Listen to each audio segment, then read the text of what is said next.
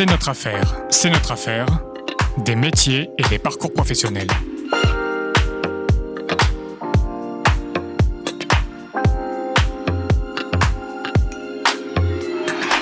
Sophie Herbinet, So Many Stars. Bonjour Sophie. Bonjour Valérie. Alors, toute première question évidemment, mais Sophie, qui êtes-vous exactement? Et qu'est-ce que c'est So Many Stars? Alors, dans l'ordre, qu'est-ce que c'est So Many Stars? Déjà, pour savoir où nous sommes. Et ensuite, ça sera, et vous, qui êtes-vous? Très bien. Alors, So Many Stars Production, puisque c'est le nom complet, c'est... à la base, comme disent les jeunes, une société de production. Ça veut dire qu'en fait, de A à Z, je produis et je fournis à un client un projet musical, puisque c'est le fil rouge de ce que je propose. C'est-à-dire que je recrute les artistes qui correspondent au contenu du projet. J'élabore le projet avec les artistes. Nous le réalisons le jour J.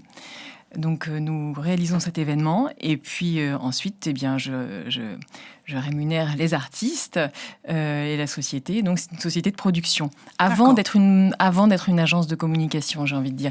Même si la plupart de mes clients sont des clients corporate, sont des entreprises, je tiens beaucoup à la touche, comment dire, spectacle vivant, musique vivante, avant tout avec des artistes dont le métier, c'est d'être sur scène et d'être des musiciens professionnels et non pas des intervenants en entreprise, même s'ils sont talentueux aussi pour ça. D'accord. Alors vous-même, qui êtes-vous? Vous êtes arrivé dans ce métier comment? Est-ce qu'on fait des études pour pour diriger une société de production? En partie. Alors moi j'ai un petit peu deux expériences, on va dire. Alors, depuis petite, j'ai fait pas mal de musique. Et puis, j'étais très mélomane. Ah, vous êtes musicienne? Oui. Qu'est-ce que vous jouez comme instrument? Alors, j'ai joué du piano pendant longtemps. 10 ans de piano, mais classique. Oui. J'ai fait de la chorale au collège plusieurs années, ce qui m'a vraiment, je crois...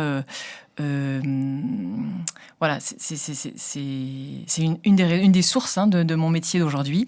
J'ai des souvenirs extraordinaires de concerts en fin d'année, salle Pleyel, salle Gaveau, avec y compris des solistes. À l'époque, je me rappelle d'un concert avec Christiane Edapierre, qui était une grande cantatrice. Donc devant nous sur scène, j'étais à quelques mètres d'elle. Enfin moi, c'était voilà, le chant est quand même quelque chose aussi en parallèle de l'instrument, qui m'a toujours énormément touchée. D'accord. Énormément touchée. Et puis après, en fait, j'ai suivi un parcours tout à fait en dehors de l'artistique, puisque bac C à l'époque, prépa HEC, grande école de commerce. Là, j'avais arrêté le piano, arrêté le chant. Et puis, une fois en école de commerce... Et en sortant de cette école, par le biais de connaissances et d'amis, je découvre le jazz. Que je connaissais fort peu, si ce n'est que j'avais piqué à mes parents des vinyles de compiles des années 60 avec de Frank Sinatra, Shirley Bassey, etc. Et c'était vraiment déjà une musique qui me touchait beaucoup, mais j'étais quand même dans un environnement familial très musique classique, donc cette musique-là n'était pas très, très, très, disons... valorisé ou autre. Mais en découvrant le jazz et en commençant vraiment à aller aussi voir des comédies musicales, Fred Astaire, etc., je me suis prise de passion pour cette musique. Elle m'a vraiment... pour moi, c'est une musique avec une pulsation, avec un rythme qui m'ont... Qui vous ont engoué. Et qui m'ont engoué. Bon, après, voilà, il y a aussi une partie du jazz avec laquelle je ne suis pas forcément ni très connaissante. Enfin, voilà. Oui. Comme dans tout, dans le classique aussi, il y a des choses que j'aime Ouais. plus ou moins. Voilà. Ouais. En fait, voilà. Et donc, de cette musique-là et l'école de commerce, alors comment tout ceci s'est-il tissé pour finir par So Many Stars? Alors, après mon école de commerce, j'ai suivi une voie très classique, on va dire, dans la finance, cabinet d'audit, pas mal d'années dans un grand groupe de cosmétiques à des directions principalement financières et management de projet. Donc, vraiment toujours pas du tout dans la musique. Toujours très, très sérieux. Toujours très, très sérieux. Mais alors, plus ça allait, plus j'avais une espèce de vie parallèle, une deuxième vie dans les clubs de jazz, où j'ai fait aussi beaucoup de stages, suivi des ateliers. Je me suis mise au chant, en fait, mais au chant en solo. Et donc là, j'ai pas mal écumé quand même d'ateliers, de lieux de jam dans Paris, des stages l'été. Donc j'ai été à beaucoup de concerts et j'ai moi-même beaucoup pratiqué. Donc j'ai rencontré aussi beaucoup d'artistes parce que le jazz est quand même un environnement où on a une belle proximité avec les artistes et où c'est très facile en fait d'aller les voir, d'aller leur parler, etc. Et puis, par hasard, une ou deux fois, des amis m'ont demandé, pour leur propre société, si je pouvais leur trouver un groupe de musique, voilà, notamment un trio de jazz qui pouvait venir jouer pour un événement. Et donc, je l'ai fait absolument très volontiers. Et cette démarche, enfin voilà, m'a plu énormément. Enfin, je me suis dit, mais j'adore faire ça, en fait, tout simplement. Des artistes que j'aime, à qui je trouve une occasion de se produire et qui correspond aussi à la demande effectivement de mes amis ou des clients.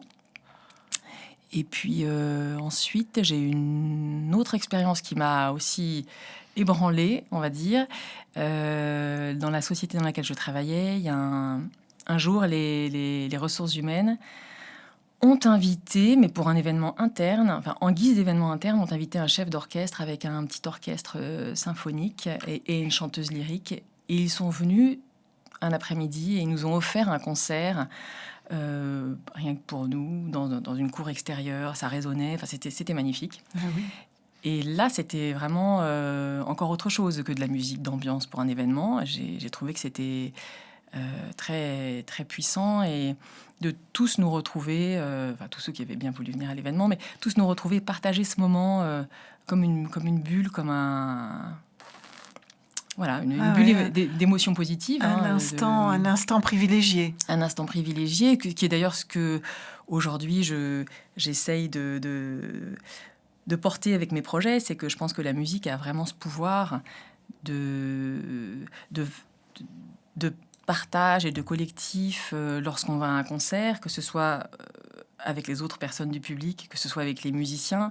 Quand on est dans un concert qui nous touche avec de la musique de qualité, enfin, je dis ça, quel que soit le type de musique d'ailleurs, mais oui. Lorsqu'il se passe cette chose, je pense qu'on a tous vécu ces expériences où on se sent nourri profondément, on se sent relié avec les personnes qui sont à côté de nous, même si on ne les connaissait pas. Oui, c'est un moment de partage en fait. Quelquefois, il y a quelques concerts extrêmement marquants auxquels je suis allée, qui m'ont quand même fait penser quasiment à des messes ou des cultes. Oui, carrément. Ah oui, dans ce qui se passe, je veux dire, dans ce qui se passe, dans l'espèce de lâcher prise, de beauté que l'on reçoit, de quelque chose qui circule dans la salle et avec les artistes. Ça n'arrive pas du tout systématiquement. Par exemple, avec est-ce que vous vous souvenez d'un artiste avec lequel ça s'est passé comme ça? J'ai un souvenir d'un concert d'une chanteuse de jazz américaine qui s'appelle Diane Reeves. Je suis toujours fan, mais à une époque j'étais fan et puis j'avais pas d'enfant. Enfin, j'étais assez libre de mes mouvements et j'avais vu qu'elle allait se produire à Barcelone au Palau de la Música. Je sais pas si j'ai le bon accent, mais voilà. Et j'ai pris des billets et je suis partie à Barcelone et juste pour aller à ce concert. Et c'est dans une salle en plus magnifique que je ne connaissais pas. Et ce concert était vraiment quelque chose d'incroyable. Les gens étaient debout le dernier quart d'heure. C'était magique. Elle se produisait avec 2 guitaristes uniquement.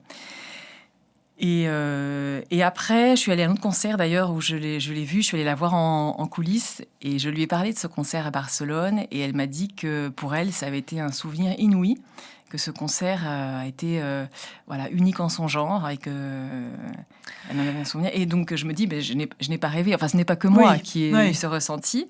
Il s'est vraiment passé quelque chose. C'était comme Vraiment, c'était comme un... Hors du temps. Oui, hors du temps. Et alors, vous Une avez... communion avec Voilà, des personnes, des une Espagnols, communion. enfin des personnes... voilà. Et alors, comment est-ce que vous basculez dans l'entrepreneuriat où là, les moments hors du temps, il faut quand même qu'ils soient reliés à quelque chose de très, très concret, prosaïque même. Tout à fait. Alors en fait, ça faisait 18 ans que je travaillais dans la société dans laquelle j'étais. J'avais donc occupé différents postes très, très... sérieux et dans le rationnel, le management, etc. Et puis, donc en parallèle, je faisais beaucoup de musique, j'allais écouter beaucoup de musique, je rencontrais beaucoup d'artistes. J'avais eu ces quelques expériences où je m'étais dit, mais en fait, moi, j'arrive à la moitié de ma vie professionnelle. Et un jour, je me suis dit, mais il me reste 18 ans de vie professionnelle. Je ne peux pas me dire que les 18 ans qui me restent, je vais les passer à faire ce que j'ai déjà fait ces 18 premières années. Alors qu'il y a vraiment quelque chose qui me passionne et quelque chose dans lequel je me dis que je peux... je ne sais pas comment le dire. Oui, vous pouvez arriver à transformer en fait l'expérience et à en faire quelque chose de positif dans le milieu qui vous parle et qui vous plaît. Voilà, et donc à un moment donné, au sein de cette société où je travaillais avec des personnes que je connaissais depuis longtemps, avec qui il y avait une grande confiance, j'ai eu l'occasion de pouvoir partir dans des conditions qui me laissaient le temps de suivre une formation, d'avoir un coaching également, parce que je savais que là, j'allais bifurquer, là, c'était sûr. Ouais. C'est-à-dire que le moment où j'acceptais de partir dans ces conditions-là, j'avais le choix, partir ou rester. Le moment où je choisissais de partir, pour moi, c'était clair que c'était vraiment pour bifurquer. C'était pas pour faire le même métier ailleurs, parce que là où j'étais, c'était très agréable. Ouais. Et donc, je n'ai quasiment pas hésité. J'ai hésité 1 heure. Je me suis dit, non, mais là, il faut que j'y aille. C'est maintenant. Ça va être dans la musique, mais quoi exactement? C'est là où ça a été un petit peu difficile, un peu flou. Difficile surtout parce que je sortais de quelque chose de très connu, de très... Balisé, absolument, avec vraiment très, très, très, très peu de marge de créativité, si on peut dire, dans quelque chose où il fallait imaginer, inventer éventuellement, faire beaucoup plus qu'avant appel à mon intuition, ce qui est le cas encore énormément aujourd'hui, par exemple, pour choisir, rencontrer et aller aborder les artistes que je croise, qui m'inspirent et avec lesquels je me dis... Là, je sais qu'avec eux, je vais pouvoir mettre en place des team building avec des groupes de 300 personnes. Ou bien, avec tel artiste, je vais pouvoir proposer des choses très délicates et haut de gamme pour de l'événementiel pur, c'est-à-dire effectivement des groupes qui vont jouer dans un certain contexte. On n'est pas dans les mêmes choses, si on cherche le même bénéfice. D'accord. Mais vous avez quand même un petit peu étudié le marché auquel vous alliez vous adresser, parce que vous êtes une femme donc rationnelle, vous veniez d'un monde très prosaïque, donc vous avez étudié chiffres en main et combien à qui je vais m'adresser, etc., etc. Tout à fait.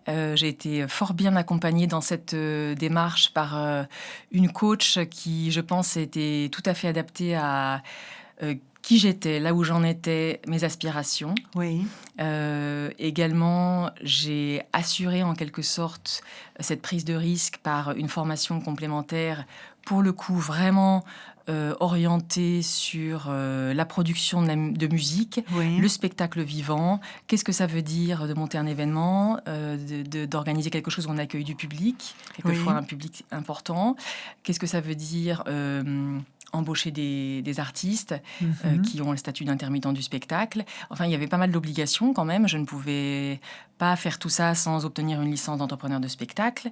Et pour cela, il fallait que je suive déjà les formations. Et surtout, j'avais besoin de connaître et de comprendre comment tout ce secteur-là fonctionnait. Le marché en amont, quoi. Le marché en amont, le métier de diffuseur pour trouver les dates.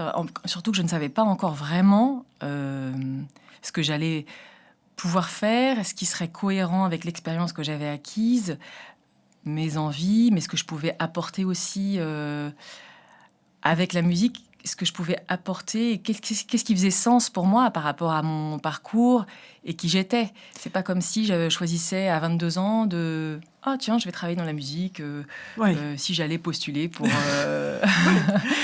Mais et les clients, la clientèle, tout ça, vous avez appris aussi à rechercher parce que bon, c'est bien d'avoir un produit à proposer qui est parfait, mais et à qui vous le proposez, c'est aussi une question.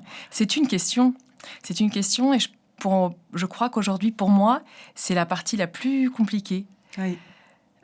Parce que chaque projet que je vends ou que je propose est quand même en partie sur mesure. Même si, évidemment, il y a des formats un peu types, comme on peut le voir d'ailleurs sur le site internet, mais c'est quand même toute la valeur ajoutée. Pour moi, c'est quelles sont les intentions, quelles sont les attentes du client, quels sont ses besoins ou les problématiques.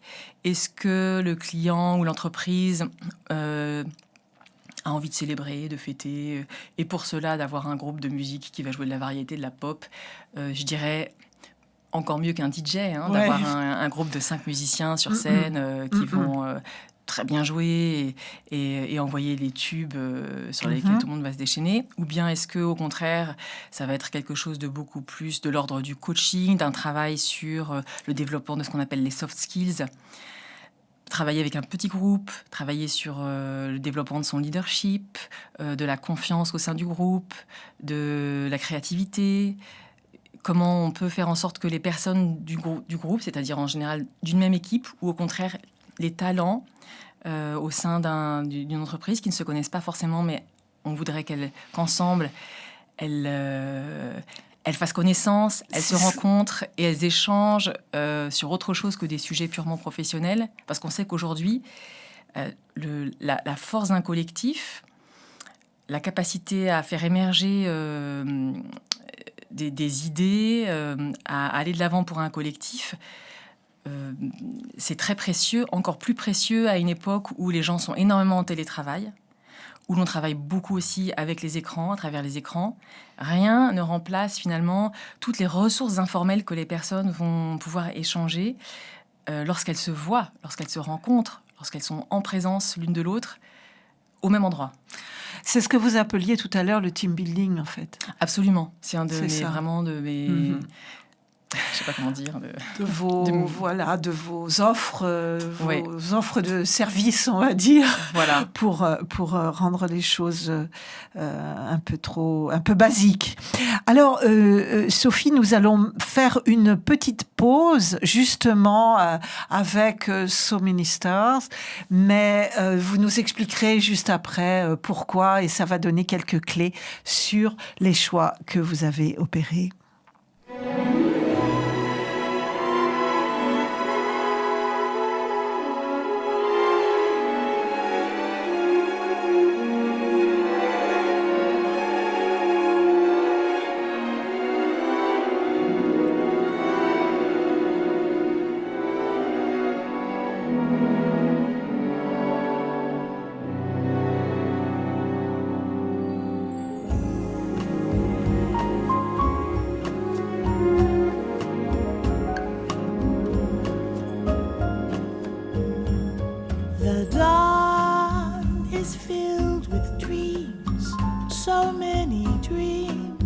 Which one is mine? One must be right for me.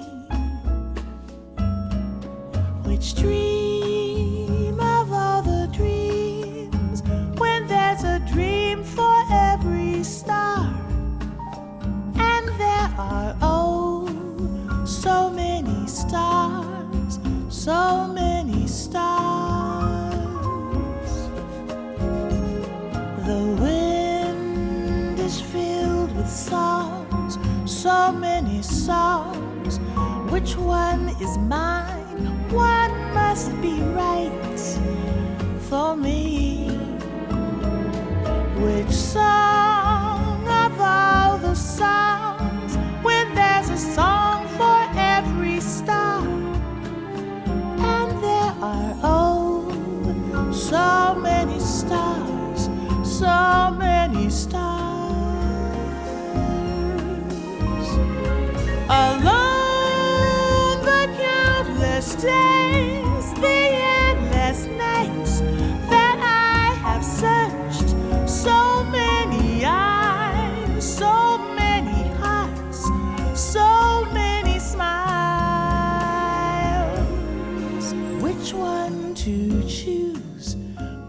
way to go.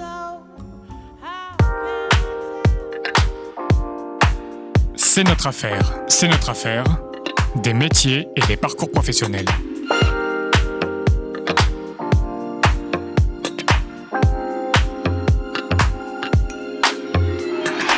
Sophie Herbinet, So Many Stars. Alors Sophie, voilà la seconde partie de cette petite émission. Nous avons écouté So Many Stars, donc ça va nous donner, vous allez nous donner les clés du nom de votre entreprise et du coup de cette musique absolument extraordinaire que nous venons d'écouter. Elle vous a plu, Ah, Valérie? beaucoup, parce que ça correspond à l'ambiance qui règne dans ce studio. Absolument, je suis d'accord. Alors donc pourquoi ? Qui est-ce ? Pourquoi ?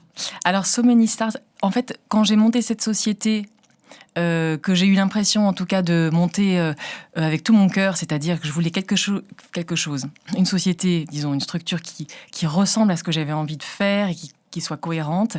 J'avais très envie de l'appeler par un nom qui m'évoquait le jazz. Oui.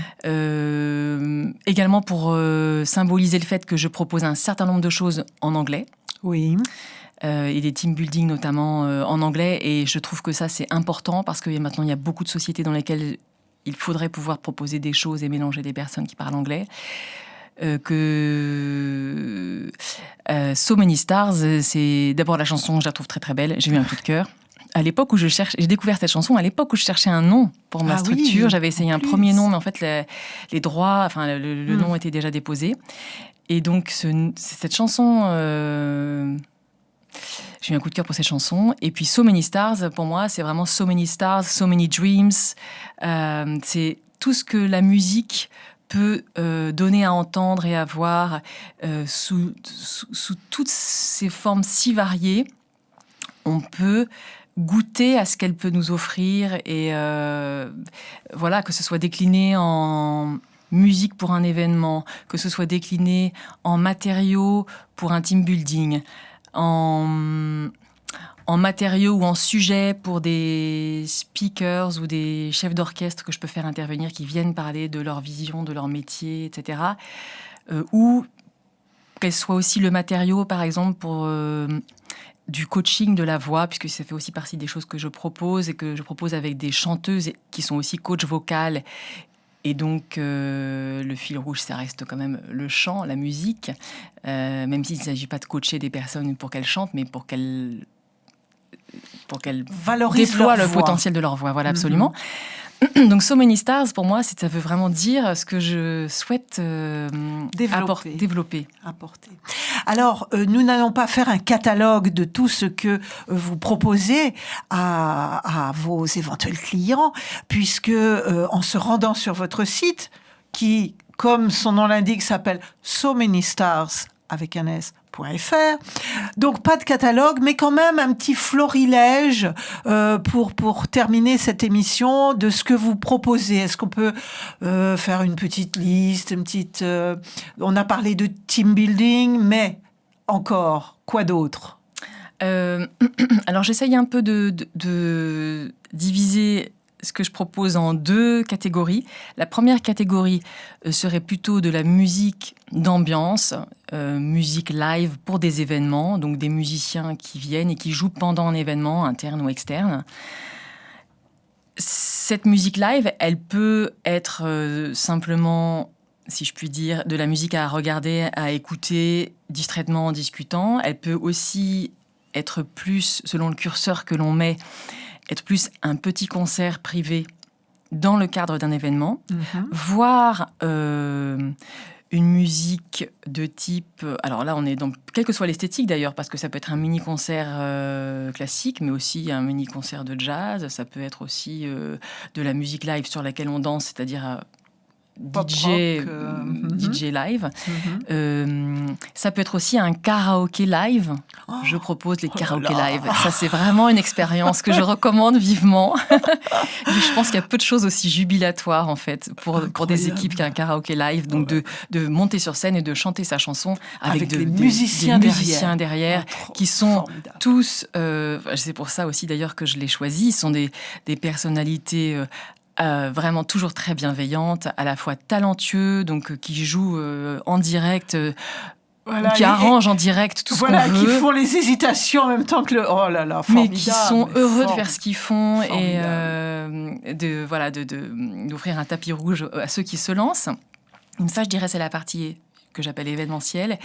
Et il y a l'autre partie qui serait plutôt donc les team building, les ateliers de ce que j'appelle développement soft skills, c'est-à-dire qu'en fait, on peut aller d'un team building un peu célébratif qui s'inscrirait, par exemple, pour vous donner un exemple, j'ai réalisé un certain nombre de team building pour des groupes de 200, 300 personnes dans le cadre de séminaires annuels ou bisannuels d'équipes, de grosses équipes régionales. Donc, avec mes musiciens, on va à Perpignan, on va à Bordeaux et on organise toute la demi-journée de team building pour une équipe conséquente. Tout est millimétré à l'avance. On choisit des chansons. Enfin, il y a tout un travail en amont qu'on peut même en partie faire avec les participants pour les aider et les coacher à réaliser leur propre mini-performance. Et puis, on en fait un concours, une sorte de The Voice. Voilà. Donc, ça, c'est par exemple, c'est l'exemple d'une team building un peu géant pour des groupes importants. Et quand on est vraiment dans la célébration ou dans des choses, toute une équipe se retrouve une fois par an, une fois tous les 2 ans. Et puis, avec les mêmes artistes ou d'autres artistes, tout va dépendre aussi de l'enjeu pour le client. Est-ce qu'on est dans une situation peut-être un petit peu difficile, une situation de crise? Est-ce qu'on est avec un COMEX, par exemple, qui a besoin de moments pour se retrouver, pour travailler sur un certain nombre de sujets professionnels, mais aussi pour vivre un moment ensemble particulier, mémorable, à l'occasion duquel, par exemple, je propose des choses avec une coach musicienne et, par exemple, un soliste de l'Orchestre national de France qui va venir et on va avoir des séances, par exemple, autour de l'écoute, musique et cerveau, comment ça marche. Enfin, on est à la fois dans l'enrichissement personnel et collectif et toujours dans un partage. Est-ce que c'est encore du team building? Oui. Oui. Pour moi, oui. Puisqu'on continue à relier de façon différente les différents participants, mais évidemment, on n'est pas dans la même ambiance. Oui, donc voilà, c'est vrai, toute une palette. Et en fait, quand quelqu'un s'adresse à vous, vous arrivez à le conseiller de plutôt cette formule, plutôt une autre. Vous agissez vous-même comme un conseil, tout de Absolument. même, pour orienter votre éventuel client. Absolument. Pour moi, c'est déjà très important de prendre le temps d'écouter les besoins, les attentes. Et puis, quelquefois, mes contacts chez les clients ont déjà une envie.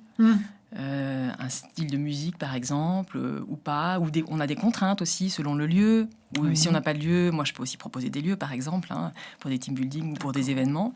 Il y a certaines choses que je fais aussi avec des agences événementielles qui font appel à moi parce qu'elles cherchent des musiciens et elles savent que c'est ma spécialité. D'accord. Donc, voilà. Eh bien, écoutez, nous arrivons au terme de cet entretien. Sophie Herbinet, merci. Donc, je rappelle que vous avez une agence, une société ou une agence, une agence de production, voilà, une agence de production, agence artistique et événementielle. Voilà comment je l'appelle. Ça s'appelle So Many Stars. On vous trouve sur LinkedIn et on vous trouve bien sûr sur votre site somanystars.fr. Merci. Merci. À bientôt. Merci beaucoup Valérie. C'est notre affaire. C'est notre affaire. Des métiers et des parcours professionnels.